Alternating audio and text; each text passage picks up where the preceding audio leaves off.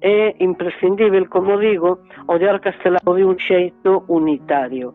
A súa arte, as súas artes plásticas tan variadas, a súa literatura, a súa produción, o seu labor como pensador, como ideólogo, como político activo ao servizo do nacionalismo galego, todo isto son as faces de un mesmo poliedro, porque responden á mesma vocación e non cabe facermos aí, seguindo a el mesmo, pois, escisionismo de ningún tipo.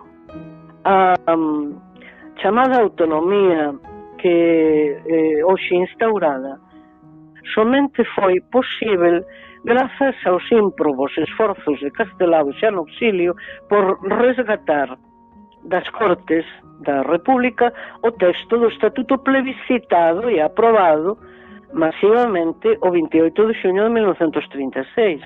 Despois, tratar de establecer conexión entre o pensamento e os principios e os desexos de políticos de Castelao e a situación actual non cabe facelo en absoluto.